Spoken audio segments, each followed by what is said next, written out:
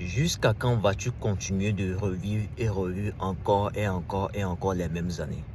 C'est une question très importante qu'il faut qu'à un moment donné, chaque homme, chaque femme, chaque être humain se pose. Parce que sans que tu ne le saches là, tu revis exactement en boucle les mêmes années. Pose-toi juste un instant. Juste pose-toi juste dans une seule journée. Regarde, tu répètes les mêmes choses, les mêmes choses, les mêmes erreurs, les mêmes bêtises, en te plaignant ensuite que pourquoi est-ce que ça ne marche pas. Tu sais, je vais te raconter une chose. Tu sais, pendant longtemps, à une partie de ma vie se résumait à école, jeux vidéo, maison, pornographie, se masturber. C'était ça ma vie. Et au début, je me plaignais pas. Je me disais, ah, c'était ça la vie. Même si je voyais les gens sur les réseaux sociaux travailler sur devenir leur meilleure version, en tout cas, changer, je me disais, ah, tiens, eux là, ils n'ont qu'à aller se faire foutre au fait. C'est peut-être ça ton sentiment.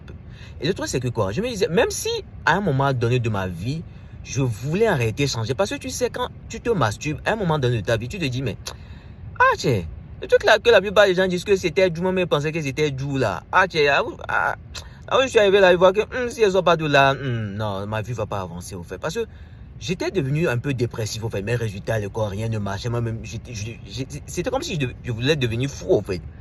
Et même si je voulais arrêter de changer, en réalité, mon degré auquel je voulais changer, le degré auquel le truc me faisait mal, c'était pas encore assez fort.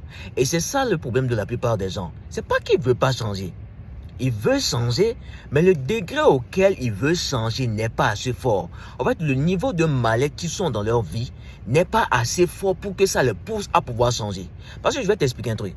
Tu sais, notre cerveau fonctionne d'une façon où, supposons que il y a quelque chose, par exemple, tu as soif. Tu veux aller boire de l'eau. Tu as soif, ok? Mais ton niveau auquel tu as soif n'est pas assez fort. Tu peux rester là et continuer de jouer aux jeux vidéo. Parce que quoi?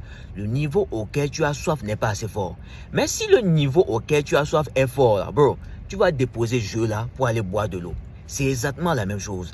Et c'est au moment où le degré auquel c'était arrivé, je me dis, bro, si je ne fais pas en sorte de sortir de là, c'est que ça ne va pas être bon.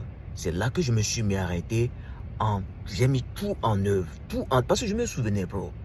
Le jour-là, j'étais à moto.